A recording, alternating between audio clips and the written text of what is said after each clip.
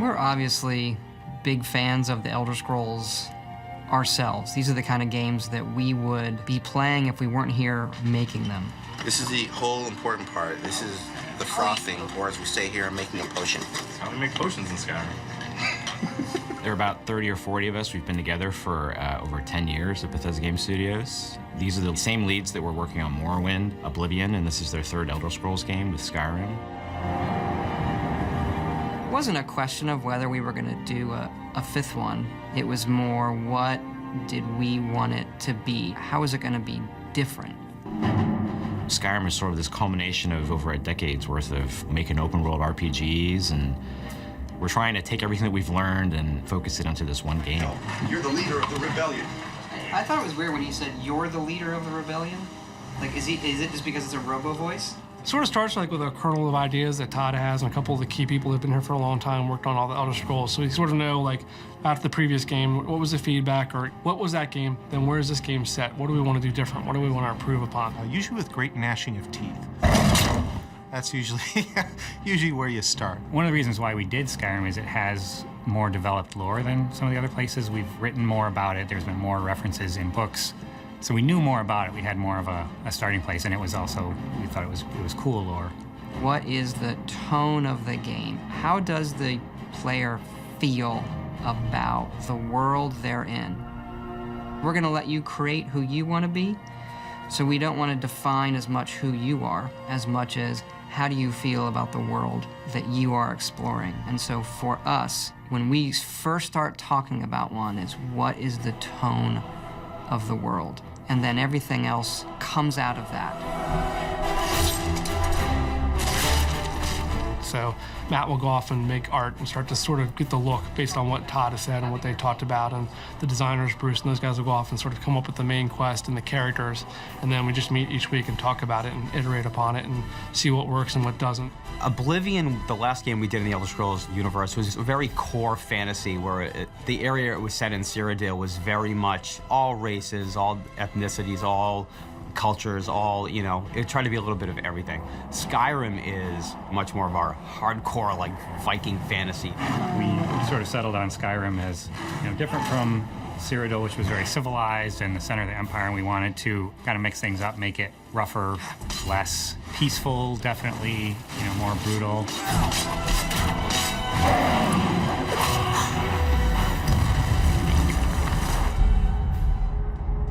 Skyrim starts the way every Elder Scrolls game starts. You're a prisoner, you don't have a background. And it's sort of like an Elder Scrolls tradition. We want the player to fill in those blanks, you know, with their own imagination.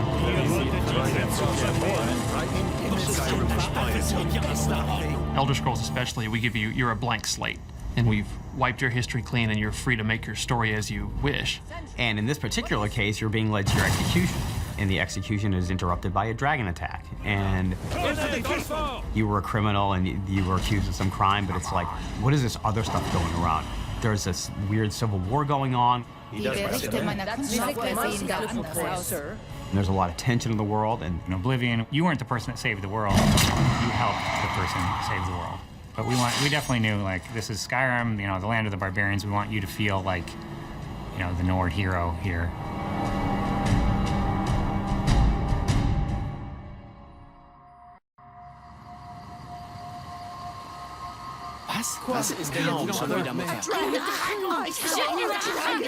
If you were to look at the PowerPoint way back in the day, dragons was #1 on that list. We are going to do dragons in a way that you've never seen before in any RPG. We haven't had dragons in the Elder Scrolls. We had one in Redguard, but that game is set in the past.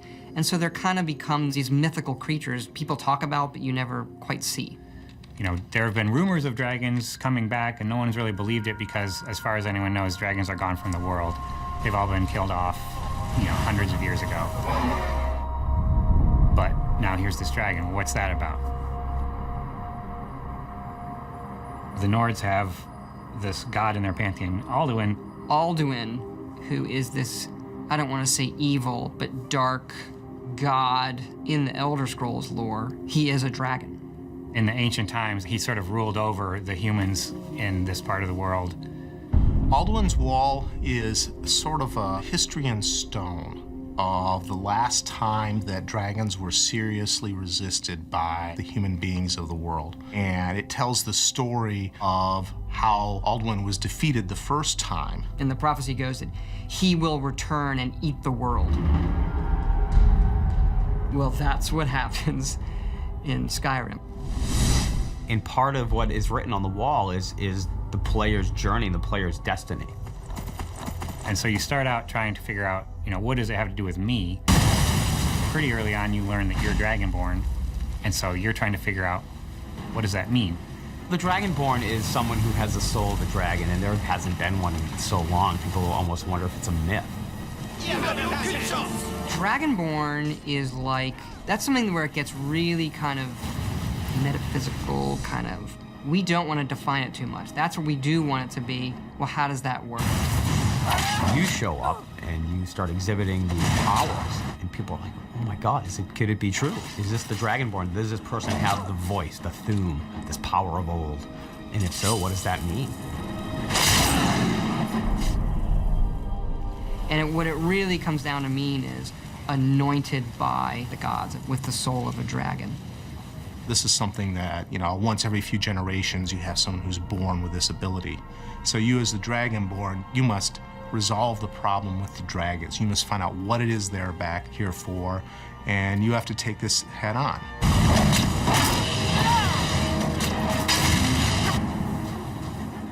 Part of it is a mystery, and then once you have okay, this is what's actually going on, then it takes on a more adventurous, less mysterious tone.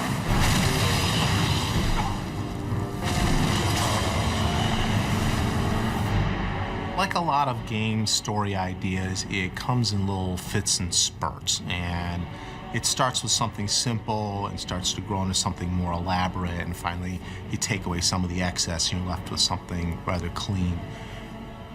For us, it started with a very simple concept of dragons. If we're going to do dragons, we need to do dragons right, because it's a big deal. This isn't something you can just, oh yeah, there's another creature like a bear walking around in the woods. Part of our challenge was to make the dragons familiar without being 100% cliched.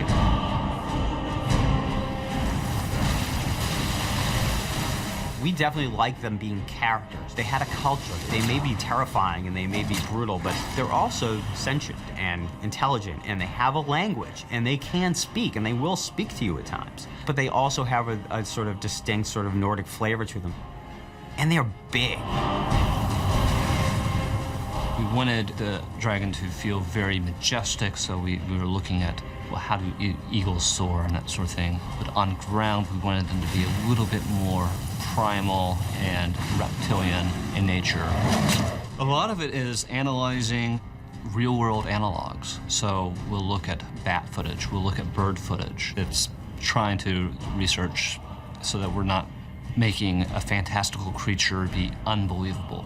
It may be a fantastical creature, but it still has to feel like it has weight. It still has to feel like it could exist in this environment. Trying to make dragons feel authentic is, for us, more important than making them feel unique, special, and completely and utterly different.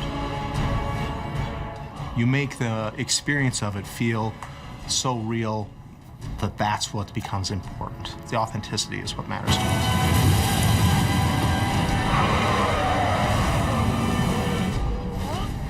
In the Elder Scrolls lore, the ancient Nords had this power of the Thu'um, the ability to shout and form these words of power. It was written then, it was never intended, this is the language of dragons. But when we started, we're gonna do Skyrim, and we're gonna have dragons come back, that was a pretty quick decision. It was like, that's what we always meant. And the dragons in the game, you can hear them speaking the language.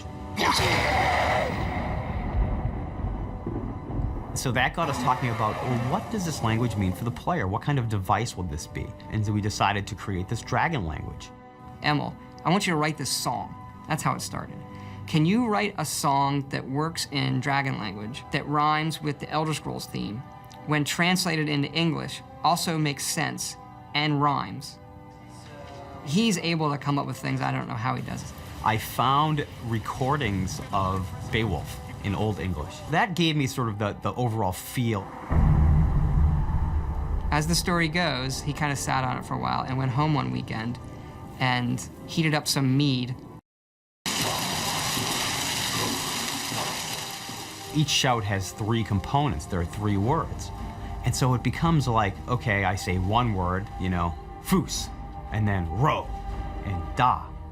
And so when you're doing this as a gameplay device, it's like, it has to all meld together, like foos, ro, da.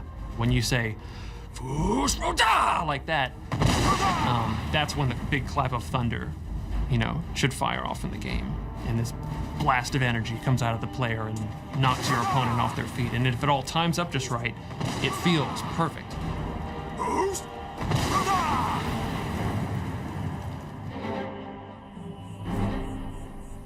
You have these walls where you learn the words of power usually, and they are these ancient writings of the Nords who knew the language. One of our concept artists, Adam, come up with like the visual, you know. Todd was directing him, was like, no, it's gonna look like, you know, if the dragons had clawed it into the stone. So it's very jagged looking. And he decided, well, all right, the dragon has this many claws. It probably uses its thumb claw as like a rotation point. And then he started sketching out different scratch patterns, and eventually that became the language.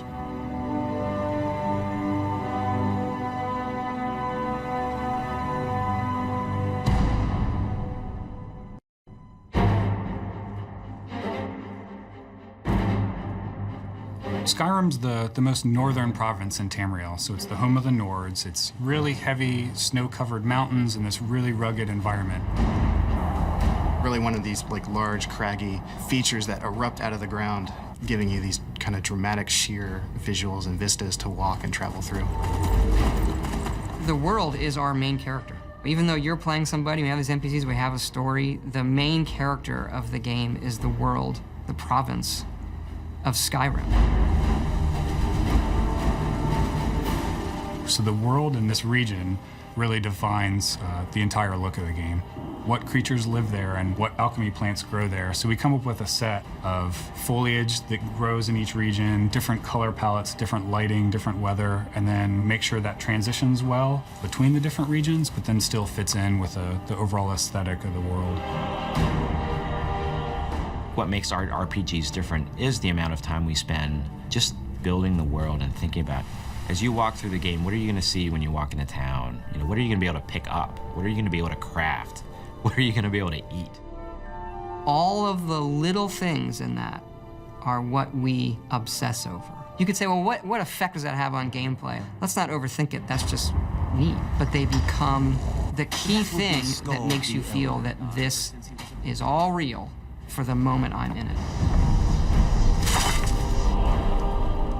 We kind of call it cluttering the world. You can go into a house and steal all the guy's mead. And, you know, that's fun. That was a game you just decided to go do. I want to touch everything and do it and stare at these bushes that have all been individually modeled and what do their flowers look like, and then you can pick the flowers off and they come off and you can eat them and they do things to you and you can mix them into potions. It makes a sense of believability to the world. So you really see how people live in it and what they're doing. And a lot of the story is just told by the clutter or the environment that is just built around that character. There is so much stuff in the game. It is an orders of magnitude larger and has more things in it than we've ever done. It's not enough for us just to create one large city. We're going to do 5. It's not enough for us to do a few farms or a few places of interest. We're going to do 500 hand-placed things for you to look at in the world. And we're going to keep adding, we're going to keep playing, we're going to keep adding. We're adding up until the end. When you come out of that first dungeon and you see this huge open valley of pine trees and clouds and these giant mountains like we haven't been able to do in any previous Elder Scrolls game, that part is really special. That's kind of the first part where we're like, yeah, that's what Skyrim's all about. This big, huge, rugged, open world, and you can kind of go wherever you want in it.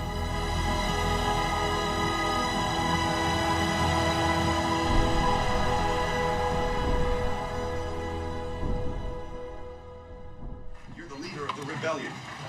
If they capture you, oh guys, where are they taking us? I can go. Yeah, did you see that, Josh?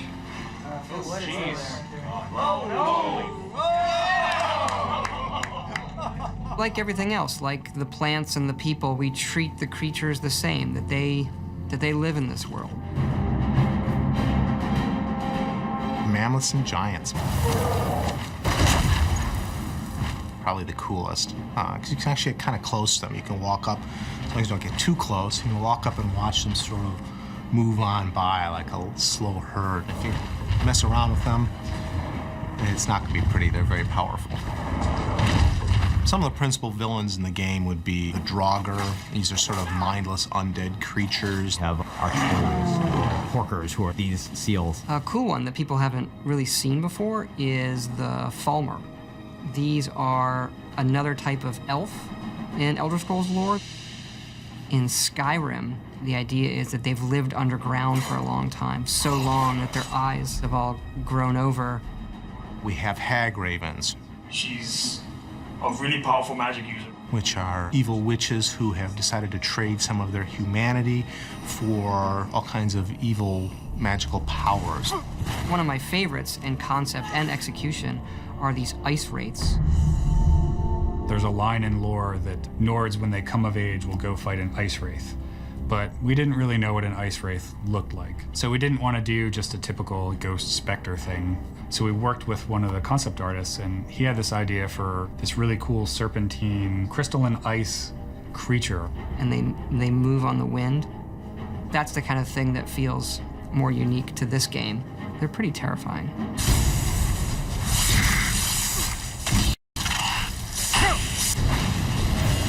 I think combat is a really, really tricky thing in a game like this. You want to make you, physically, the player who bought the game, feel like you're getting better, but more so that the character on the screen that you are playing is getting better at it. Where do you draw that line? How much does it become a reflex game? I'm good at blocking at the right time versus my character's good at blocking. Look at combat in a big way. Tried to make it more emotional and impactful and visceral.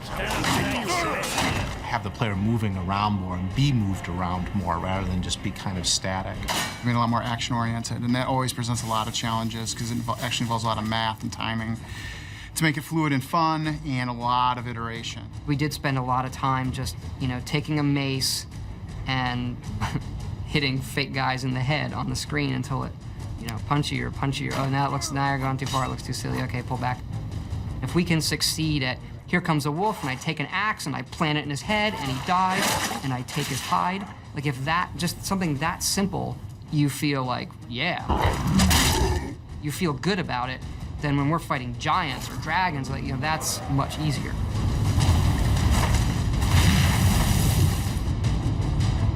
I might switch to camera move on this one, though. And we looked at the visual experience. The visual experience for us needed to be more immediate, needed to be more like I'm there in the world. For certain kill moves, you're going to see that the camera's going to slow down, pop into third person.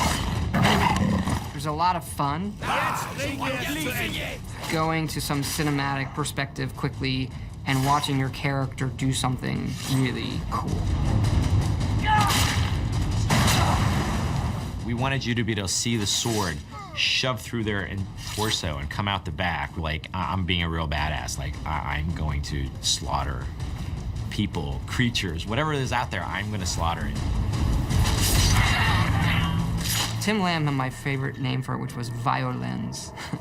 Cinekill was the other one. So we've had all these different names. I mean, any month there was a different name. So I think this month's name is Kill Cam, and I don't think we'll change it. We're getting toward the end. That's Claff the wizard. He's dual wielding. The key to combat in Skyrim is being able to wield weapons and spells in both hands. So that's a new thing for us. One of our big mantras going into the game is you are who you play. And a lot of that is, what are you gonna put in your hands? Dual wielding now means I can have a spell in this hand and a sword in this hand. Or I can have a spell in this hand and the same spell in this hand, and what does that do? Oh, guess what? It does something even more powerful. And so that all plays into how the combat plays out.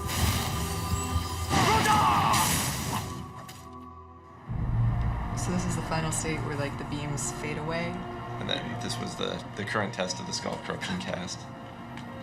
Basically, I've hidden the projectile. It's too bad we don't do more of this burning stuff. Really? 10,000 times more than Oblivion already. The whole dual controller thing we're doing came from the initial magic design. With the spells, we knew immediately from the beginning we wanted to get something that was more of a wizard duel rather than just, you know, can I throw fireballs quicker than you can throw fireballs? Could we make it actually feel like something? So we wanted to be able to have two magic guys go at it, you know, in a really good, strategic, fun, and exciting way, like we can do with melee combat. We've also added new ways for the spells to be delivered. So the way we treat fire now is it hits and it spreads, and it can spread a bit and do damage, and you can actually just take your fire spell and lay it on the ground, let guys run through it. And we really spent a lot of time, you know, focusing on magic this game, you know, just a ton more effort into, you know, all the unique spells and their visuals. The area effect is in, the casting art is in. With the magic system added to the mix here in Skyrim, almost a third of the gameplay is involving special effects being thrown at people. That's what I always imagined this room to be like, especially when the wizards start going with their spells. Forget the numbers and how much it kills guys. A lot of times you find a new spell and no one's around, you set it off.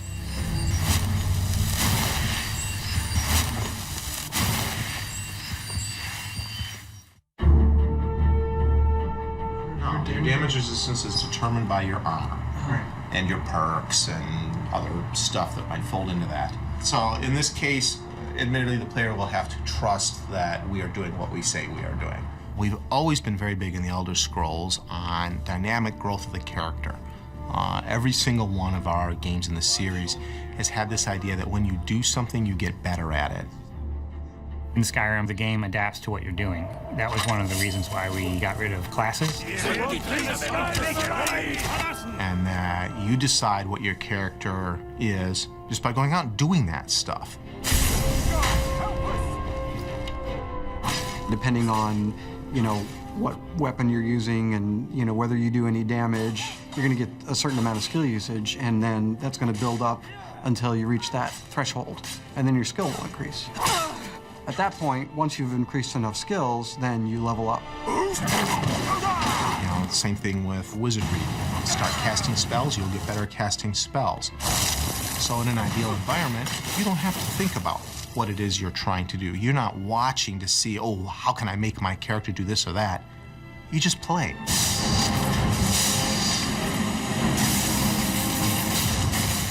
And the game responds. The game responds by letting you become those things.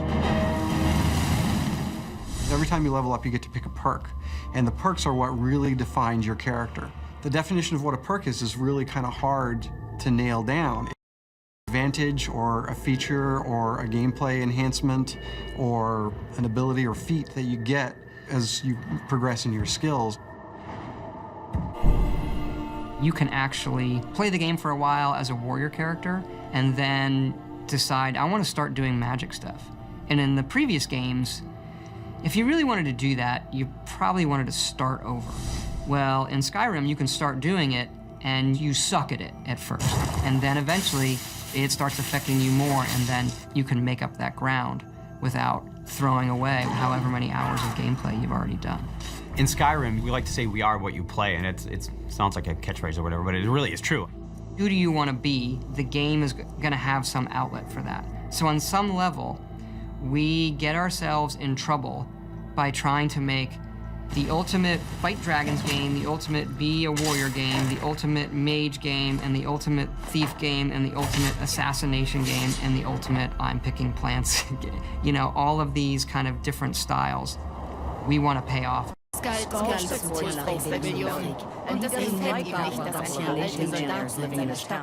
Be responsive to things the player does. When you do something in the game, we want the game to recognize it and respond appropriately to you.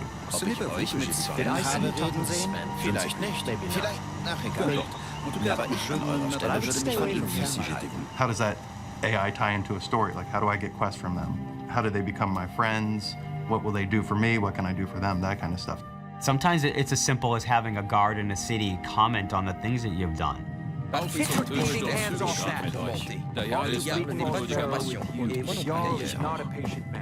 The game has now responded to something you've done in a way that makes sense and feels like the natural world. You have no idea how much data is in this game. Here are some staggering numbers. There are 31 quests in Fallout 3. In Skyrim, there's 244 of these. Things like collecting dog tags, delivering books, things that we do as objectives right now. And a lot of these repeat because they're radiant. The game is insanely big. Every Elder Scrolls game has its main quest. And the main quest in Skyrim is unraveling the mystery of the Dragonborn, and so that is definitely your heroic path.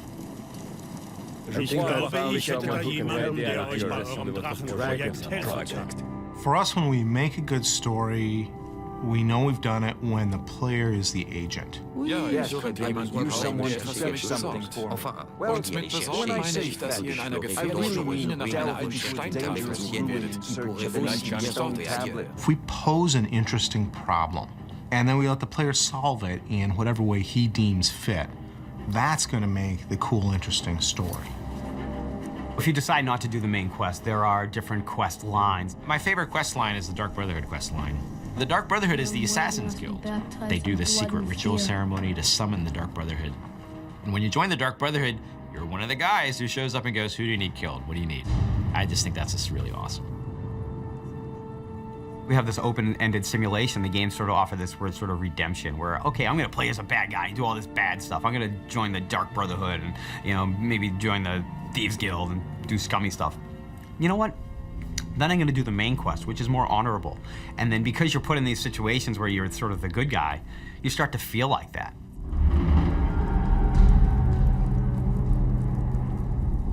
The big transition in our studio from Oblivion to Skyrim is we never actually had dedicated level designers in Oblivion.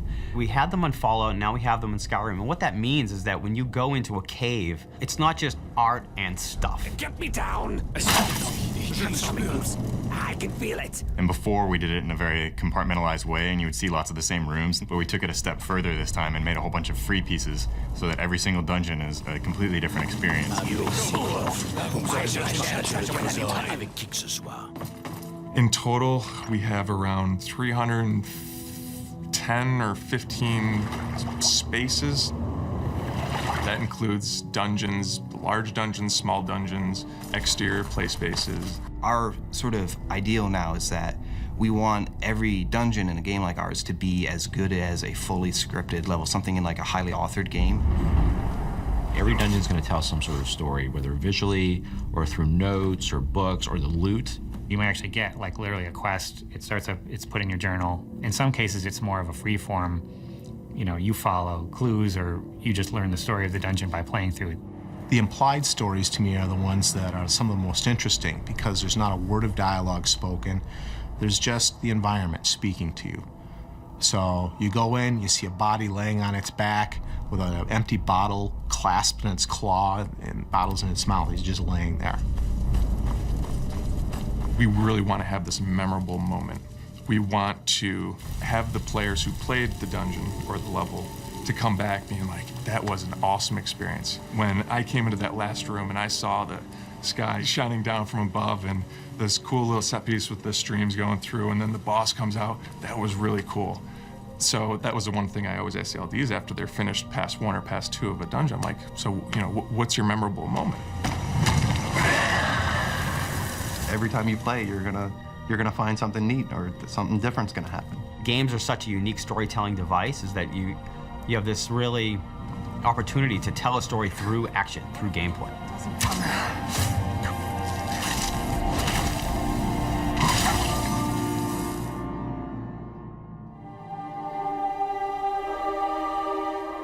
Character animation is something we really wanted to improve upon from our previous games. There are thousands of animations for the players and NPCs alone, not to mention all the animations for all the creatures.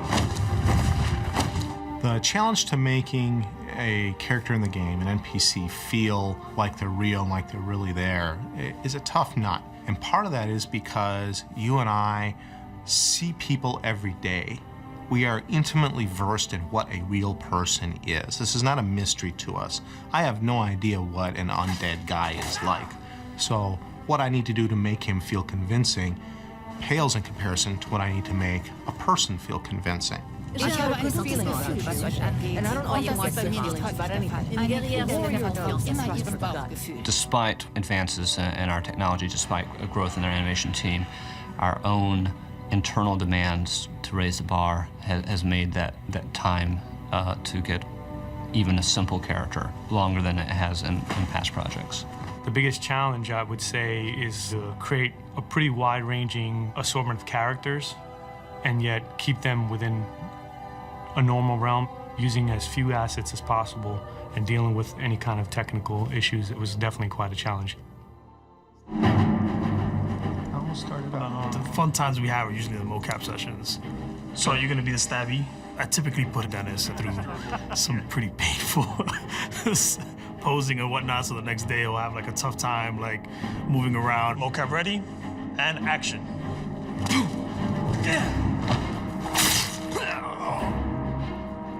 One of the things that we do a lot is kind of leave like messages and pranks on each other. Rick, you killed me yesterday, you know, that mocap session was too much.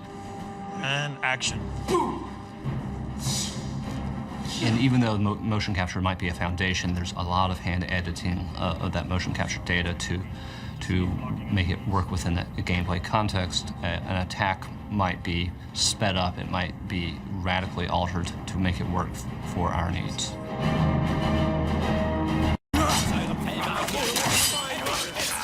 I think the best NPCs, you can tell a lot about them from the voiceover. I've been thinking. That little bit of writing and how they say hello is, I think, like one of the hardest things to do.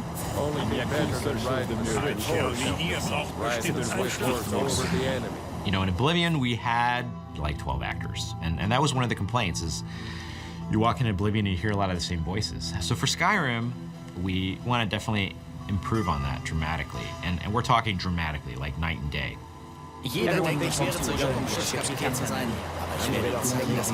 And this game, we have 70+ actors doing over 110 roles.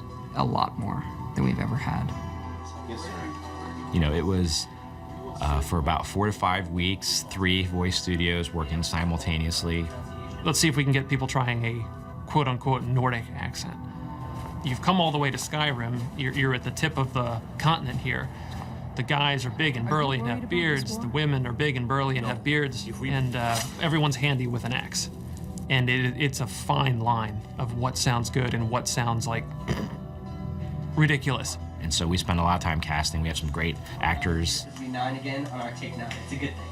Some of the more specific names we have on here: Max von Sydow, Joan Allen, Linda Carter, Christopher Plummer, who I've wanted to put in a game forever.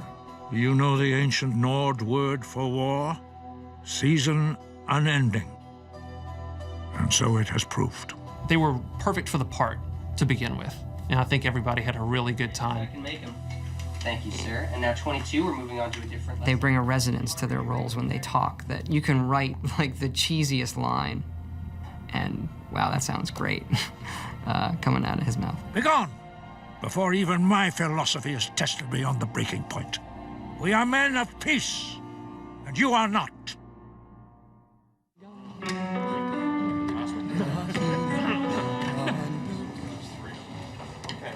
So any questions on the pronunciation?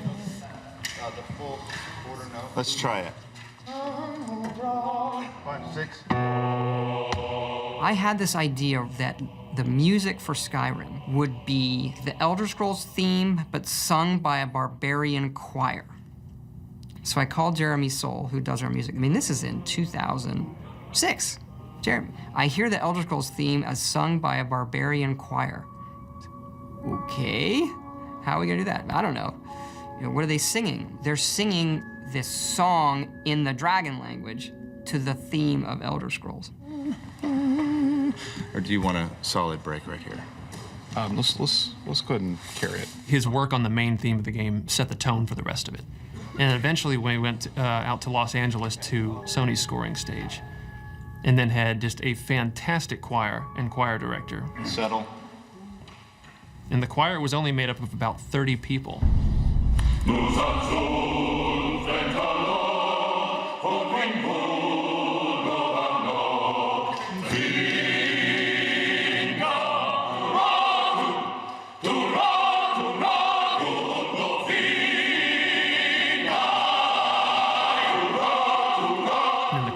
character would kind of whip them up into more of a frenzy, emphasizing this Nordic feel the whole time. So they're dun dun dun dun dun dun dun dun. You know, you really pound on every downbeat.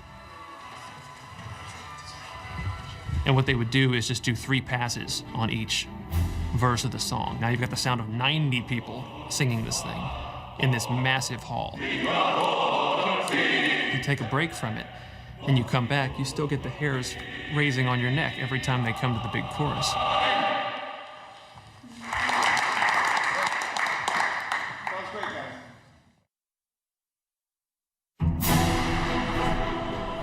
We don't script the music too heavily to where we're trying to match every moment that the player is doing or anything like that.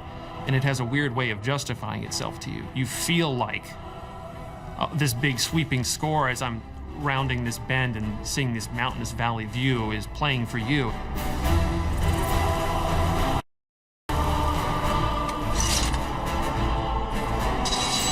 There's nothing satisfying about pulling out a sword with no sound. We kind of debated for a while on whether to try to make them realistic. I tried it. I want people to know that I did try it. Swords don't make that sound. So I very quickly drifted back to the more Hollywood style. Because people want to hear it. I actually really enjoy making things that just feel very visceral and great impacts of the sword and shield and that sort of thing. So I really have a hard time with magic, actually.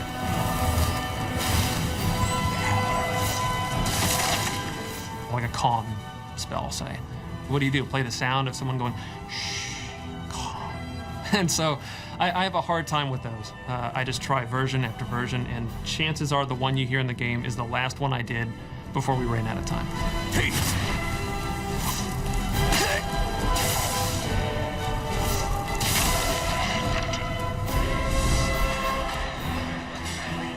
Our games are pretty long. They're like 3 to 4 year development cycles. It does feel like we've been working on it for 20 years, to be honest. It takes a long time to make the game. Today I'm hoping to get to some creature balance. I've already started on some wizard stuff. We have the wonderful luxury of being able to take people who've worked with everything we've worked with, who know the kinds of things we want to do, and just start immediately. You're working with guys who know you and know your strengths and your weaknesses, and you bicker with them and you share laughs with them. And at the end of the day, as long as you make a great game, that's all that matters. You know, I don't know if everybody knows, but the artists, the world artists, did finish, you know, end of June, nav meshing the entire world. Every time I sit down with a meeting with them, you know, every now and then I have to remind myself, I'm like, hey, I'm talking to Todd Howard. He's a pretty cool guy. Todd is very clear on what he wants. He'll walk into a room where we've been working on something and say, nope, should have been like this, or do it like this, or that's just right, instantly. If you enter his office, no matter what the problem is or whatever, as soon as you leave, he'll make you feel like $1 million. He doesn't come out every week and beat you over the head with a 2x4. He's like, you're not working hard enough. He just does that every other week. All of those things that we liked growing up and the melding of technology and art. Video games, I think, are the ultimate melding of those art forms. Because if you look at a film, they can spend hours rendering one frame, and who cares? Okay, do that 30 times a second. That's a much trickier problem. And make it fun when I push the buttons. You know, I find that really interesting problem to solve every day.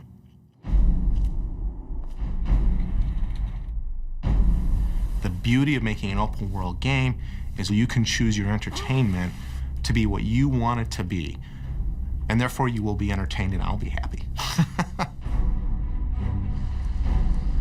I want to give them a game that they're going to hold on to for years and say, I'm going to keep playing this because it's that good and it keeps me in the world. There are no accidents in a game like this. The player is free to interpret everything on their own. It's almost existential in a way. Should I kill that guy because he has some good armor and some treasure I want? How would I feel about killing that guy? You know, that's kind of the holy grail. Forget that it's a video game, but this is an entertainment experience of virtually unlimited possibility, where it's there for you to take it where you want to go. And as you do those things, it will surprise you and reward you for what you're doing.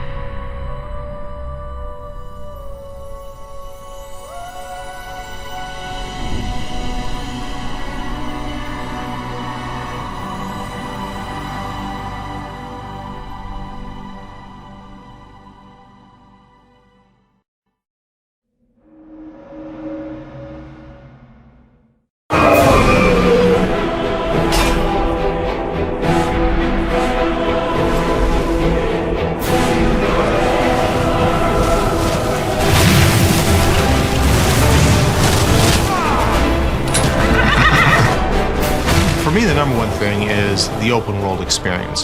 The ability to go anywhere, do anything you want to do, to have you be in control of your own game experience is a very powerful concept. When you create a world, you're not just saying to the player, we're giving you a game. We're saying to the player, we're giving you a world. When you say that, you got to deliver on that promise. You have to make that world feel as believable as it can possibly be. It's absolute freedom. Going left instead of going right is going to just change how your character grows. That's what worries me. At the end of the day, when someone sits down to play the game, I don't know what experience they're going to have. That's what's great about the game, and that's what, as developers here, is terrifying about the game.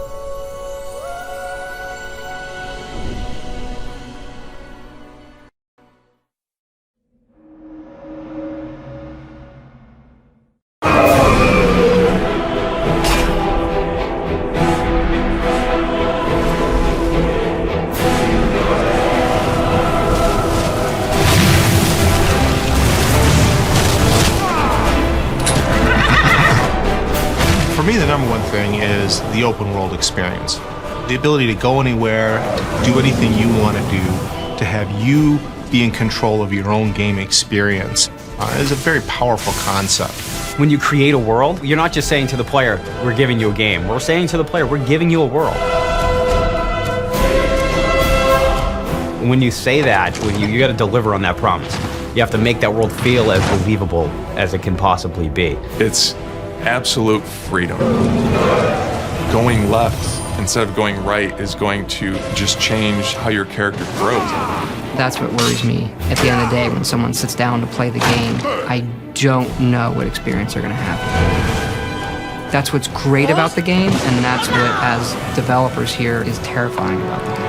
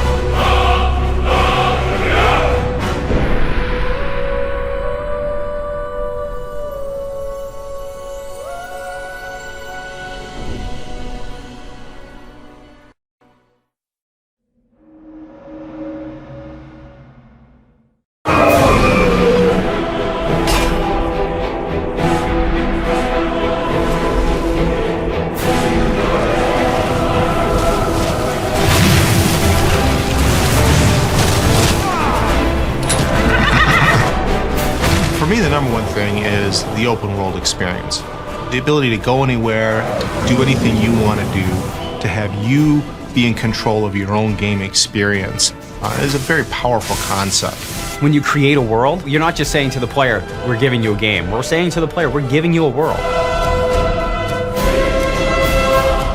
When you say that, you got to deliver on that promise. You have to make that world feel as believable as it can possibly be. It's absolute freedom. Going left instead of going right is going to just change how your character grows. That's what worries me. At the end of the day, when someone sits down to play the game, I don't know what experience they're going to have. That's what's great about the game, and that's what, as developers here, is terrifying about the game.